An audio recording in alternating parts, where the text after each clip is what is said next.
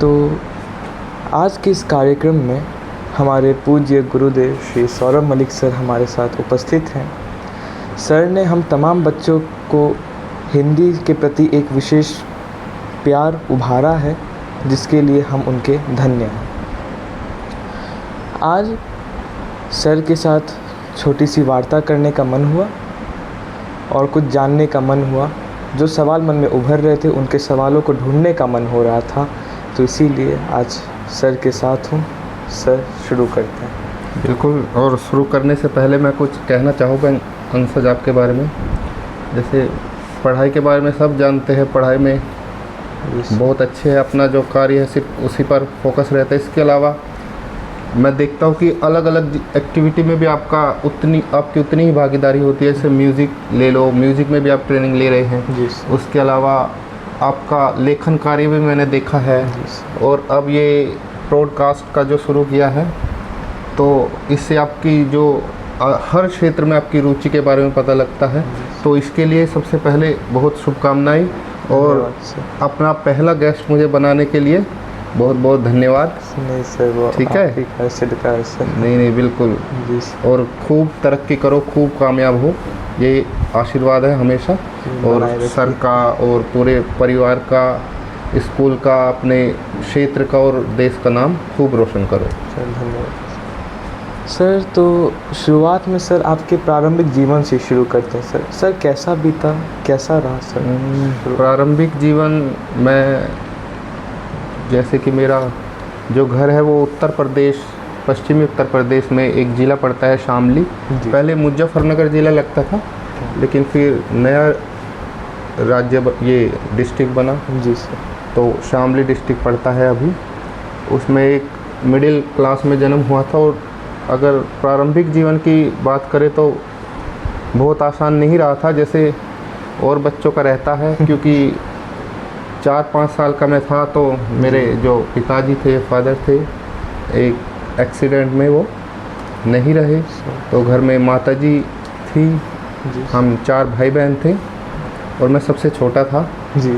तो वही है, माताजी ने बहुत संघर्ष किया है। उसके बाद हमें पाला बढ़ाया। सबसे ज़रूरी, जो सबसे अच्छी बात है, मेरी माताजी पढ़ी लिखी नहीं थी, लेकिन पढ़ाई के प्रति उनका जागरूकता, बहुत जागरूक थी वो। जी। मतलब मेरी जो बड़ी दीदी है, उन्होंने बीए कराई। उसके बाद दीदी ने कहा कि मुझे एमए करना है, लेकिन घर में कुछ सुविधाएं नहीं थी, सोर्स नहीं था, इतना वो नहीं था।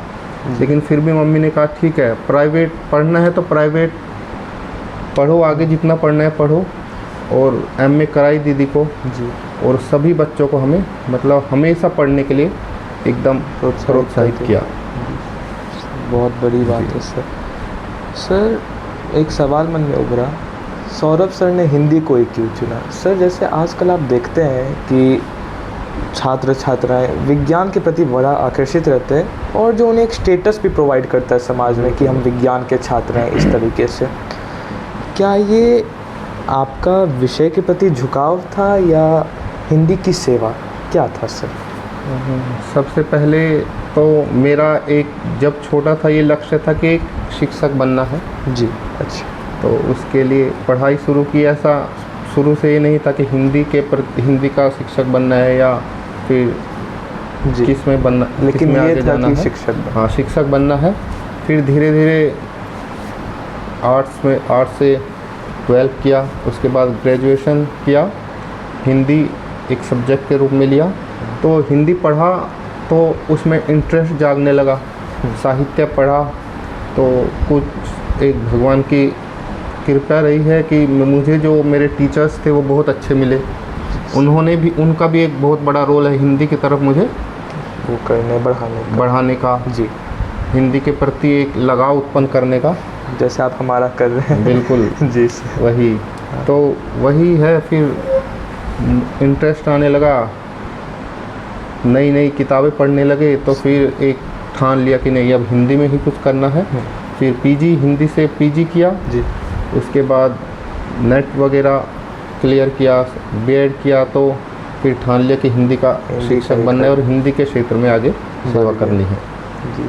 चलिए सर, सर आपने कहानियाँ सुनी होंगी पुराने ज़मींदारों की, जागीरदारों की। बिल्कुल। हज़ारों बीघे की वो संपत्ति रहा करती थी। उनके वंशज आया करते थे, बेचते जाते थे, लेकिन पुरानी वीरता की कहानियाँ सुनाते थे। सर वही हाल आज मुझे आज के समय में हिंदी का लग रहा है। आजकल रचनाकारों का अभाव आ गया है सर हिंदी में। अब कोई प्रेमचंद नहीं है, कोई बिल्कुल। कमलेश्वर नहीं, कोई अज्ञे नहीं है, बिल्कुल बिल्कुल। कोई पंत नहीं, कोई महादेवी वर्मा नहीं। सर आप इसके लिए किसे जिम्मेदार समझते हो और क्यों? मुझे लगता है अब जो रचनाएं लिखी जा रही है वो हिंदी की सेवा करने से ज़्यादा कहीं एक लोगों ने इसको व्यवसाय के रूप में लेना शुरू कर दिया है जी। तो ये एक बहुत बड़ी बात है, जिससे हिंदी क्या है, हिंदी का स्तर उतना नहीं बढ़ रहा है, इतना विकास नहीं हो रहा है जितना कि होना चाहिए था। जैसे हम प्रेमचंद को पढ़ते हैं, अज्ञे जी को पढ़ते हैं, ऐसी कालजीवी रचनाएं उन्होंने लिखी है, आज भी पढ़ते हैं तो ऐसा लगता है आज भी वो उतनी ही ज़्यादा फ्रेश है, इतनी ही ज़्यादा ताज़ा है जी। तो वही है, हिंदी के प्रति अगर सेवा भाव से आज के लेखक रचना लिखे, उसको एक व्यवसाय ना बनाए तो हिंदी की उन्नति और प्रगति और ज़्यादा हो सकती है। जी सर। सर आजकल एक बहुत बड़ा टॉपिक आ रहा है सामने, भाषा विवाद का। कहीं भी आप कर्नाटक, महाराष्ट्र, अन्य राज्यों का आप देख सकते हैं हिंदी के बारे में, हिंदी का बहुत ज़्यादा विरोध हो रहा है सर। तो इस पे आपका क्या व्यू है सर, आप कैसे इसको देख रहे हैं? मुझे लगता है कि ये एक बहुत ही दुखद बात है जी। हिंदी हमारी राजभाषा है, सही। राष्ट्रभाषा भी बन सकती है, लेकिन वही है राष्ट्रभाषा हम उसको बोल सकते हैं क्योंकि सबसे ज़्यादा बोलने वालों की संख्या हिंदी बोलने वालों की संख्या ही है, तो राष्ट्रभाषा हम उसे कह सकते हैं, लेकिन ऑफिशियली जो है वो राजभाषा का दर्जा अभी तक हिंदी भाषा को मिला हुआ है। तो एक बहुत दुखद स्थिति है कि हमारी राजभाषा हिंदी है और जो अहिंदी क्षेत्र के लोग हैं वो उसको स्वीकार नहीं कर पा रहे हैं। सर इसके सुधार के लिए आप क्या देख रहे हैं? बिल्कुल, इसके सुधार के लिए सबसे पहले तो वही है, जागरूकता फैलानी होगी। हमारी सरकार जो है उनको कार्य करना होगा वहाँ पर जहाँ पर जिसकी सरकार है, ठीक है, उसको एक जिम्मेदारी लेनी होगी कि हिंदी के प्रति जो घृणा हिंदी क्षेत्र के स्पेशली जो साउथ वाले राज्य हैं उन्होंने अपने मन में पैदा की हुई है, उसको दूर करने का प्रयास करे और पूरे देश में क्या है हिंदी को वही सम्मान मिले जो उत्तर भारत में मिलता है, वही प्रेम मिले। जी सर। सर आजकल आप भारतीयों में देख रहे हैं अंग्रेज़ी का क्रेज़ बढ़ रहा है, English that it is known as the language of employment, रोज़गार की भाषा कही जा रही है। तो सर जापान देश में 97% लोग जापानीज़ कहते हैं, चाइना में 98-99% लोग मैंड्रीन चाइनीज़ कह रहे हैं। सर हमारी दृष्टि से तो वो तो बेरोज़गार हो गए, जबकि वो हमारे इतने ज़्यादा आगे हैं, चाहे आप आर्थिक स्तर पे, सेना स्तर पे, आप जैसे भी देखें, डेवलपमेंट के स्तर पे डेवलप नेशन है।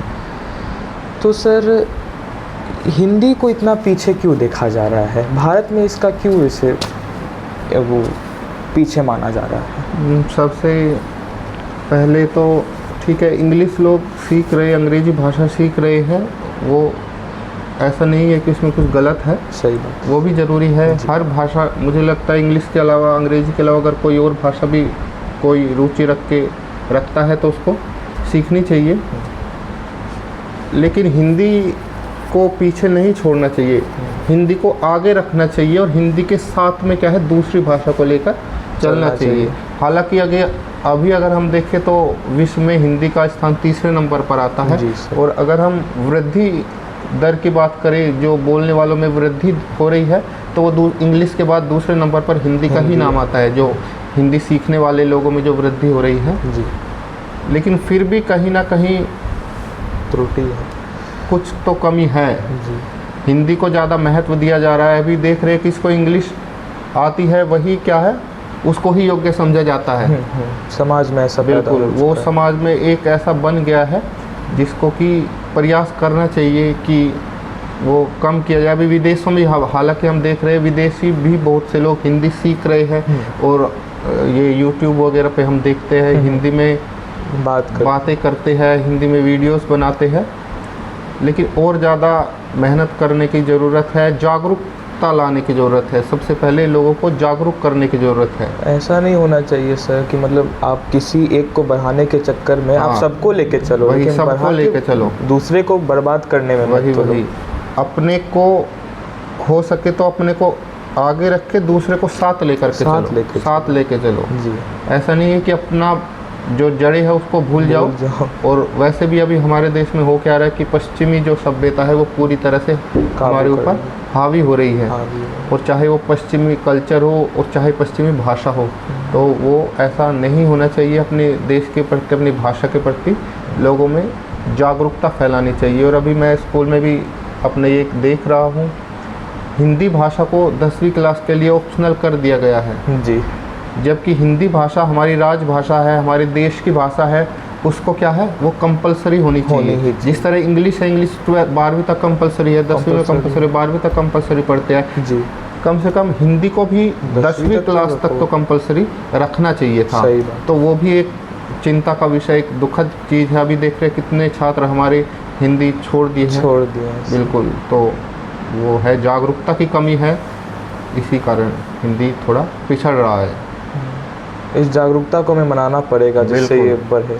और वो ऐसा नहीं है कि हिंदी दिवस मनाया, वो 15 दिन का पखवाड़ा मनाया, सिर्फ उसी में काम करो। वो हमें रोज़ हमेशा उसके लिए क्या है कार्य करते रहना होगे, तभी शायद हिंदी को वो सम्मान मिल पाएगा जिसकी वो हकदार है। वही लग रहा है सर कि करीब करीब 40% आबादी इसे बोलती है, मातृभाषा के तौर पर रखती है, और 60% लोग इसे समझते हैं जी। बिल्कुल। तो सर क्या भारत में हिंदी का भविष्य यही हिंदी दिवस और पखवाड़े तक रहेगी, अपने आप को आत्मसंतुष्ट और आत्ममुग्ध मतलब समझने के लिए, कि आपको इसे याद रखने के लिए दिवस मनाना पड़ रहा है कि हाँ एक है कुछ है? अभी देखने से स्थिति इसी तरह की लग रही है, जो कि सही नहीं है और ऐसा नहीं होना चाहिए। और एक हिंदी शिक्षक होने के नाते मैं बिल्कुल प्रयास करूँगा कि हिंदी का जो है विकास होता रहे, हिंदी आगे बढ़ती रहे। जी सर। और उसके लिए मैं जितना एक शिक्षक के नाते, एक भारतीय नागरिक होने के नाते मुझसे होगा, तो मैं कोशिश करूँगा लोगों में जागरूकता लाने का और उसको आगे बढ़ाने के लिए। उम्मीद है सर हम हिंदी भाषी भी इसे बिल्कुल पॉजिटिवली लें। वैसे सर आपका जब नवोदय में सर आप टीचर के रूप में बहाल हुए, उस समय का रिएक्शन, और जब आपको ये पता चला कि आपकी पोस्टिंग बिहार में हुई है, तब कैसा लगा था सर? पहले क्या बिहार के प्रति छवि थी, और अब इतने दिन बिताने के बाद कैसा लग रहा है? पहले तो नवोदय में सिलेक्शन हुआ तो एकदम वो खुशी की बात थी, क्योंकि इतना सारी मेहनत थी, संघर्ष था जी। और उसके बाद सफलता मिली, क्योंकि इससे पहले 4 बार मैं पेपर दिया, 4 का रिज़ल्ट आया और उसमें से 3 में असफल रहा, 1 में सफल हुआ। वो भर्ती पूरी नहीं हुई, कोर्ट में चली गई। उसके बाद फिर ये रिज़ल्ट आया, तो वो एक बहुत बड़ी खुशी की बात थी। पूरा परिवार में भी एक खुशी का माहौल था जी। उसके बाद जॉइनिंग लेटर आया, बिहार है। पहले सिर्फ ये पता था कि बिहार एक राज्य है, और इतना बहुत ज़्यादा जानकारी नहीं थी जी। वह वही है जो टीवी वगैरह में देखते थे बिहार के बारे में, वही एक छवि बनी हुई थी। उसके बाद फिर सर्च किया, मोतिहारा, ये किशनगंज, फिर और देखा ये नेपाल बॉर्डर पे है, बांग्लादेश बॉर्डर, बंगाल बॉर्डर। तो थोड़ा सा लगा था कि कहाँ पोस्टिंग होगी। सही बात है। लेकिन उसके बाद फिर नवोदय ज्वाइन किया, तो 4-5 दिन तक तो मैं फ़ोन करके घर में खूब रोता था फ़ोन पे। अच्छा हाँ, कि कहाँ आ गया मैं, पता ही नहीं चल रहा है कैसे लोग, मतलब कल्चर एकदम अलग था, परिवेश अलग है, दूसरा सब कुछ एकदम तो वही था, और लोगों से इतनी जान पहचान नहीं हुई थी जी। लेकिन धीरे धीरे यहाँ फिर कार्य करना शुरू किया, लोगों से जान पहचान हुई। स्पेशली जो मैं यहाँ सरवाइव कर पाया हूँ, सबसे बड़ा रोल इसमें अगर मैं कहूँ तो बच्चों का है। यहाँ के बच्चों का है जी। बहुत प्यार मिल रहा है, बच्चों से रेस्पेक्ट मिल रही है। और अभी तो एकदम घर जैसा लग रहा है। अब धीरे धीरे हाँ, मतलब धीरे-धीरे अब ढल हो गया चुके है, उस बिल्कुल। वातावरण में। चलिए अच्छा है। नहीं सर, हमारी तरफ से भी कोशिश और रहेगी। दूसरा स्टाफ भी सभी बहुत अच्छा मिला, जी सर। वो भी एक वजह है। लेकिन स्टाफ से थोड़ा सा ज़्यादा अगर मैं किसी को अहमियत दूंगा तो वो बच्चों को दूंगा। जी सर। नहीं सर, तो बच्चों से ही मिलके स्कूल हाँ, बनता है, बिल्कुल। तो बच्चे नहीं तो स्कूल किस बात का। बिल्कुल बिल्कुल, और बच्चे भी मतलब एकदम जी, बात मानने वाले हाँ। मिल गए। जैसे मुझे चाहिए थे जी। एक शिक्षक के रूप में, ऐसे ही मिले हैं। नहीं सर, सही बात है सर। तो इसी के साथ हमारा यही समाप्त करते हैं सर। आपको, आपने इतना कीमती समय दिया सर, तो सर मैं बड़ा आभारी रहूँगा आपका। इसी के साथ सर बिल्कुल, और इतना कहना चाहूँगा कि खूब कामयाब हो, खूब तरक्की करो। और जो ये पहला पॉडकास्ट है, ये एकदम पूरे एकदम इसको शिखर तक लेके जाना है। जी सर, एकदम। ठीक है, स्कूल अभी शुरुआत स्कूल से हुई है, उसके बाद स्कूल के बाहर और भी दो ये कि बड़े बड़े लोगों का भी क्या है इंटरव्यू लो और अपने चैनल को खूब ऊपर तक पहुंचाओ। जी सर, थैंक यू सर।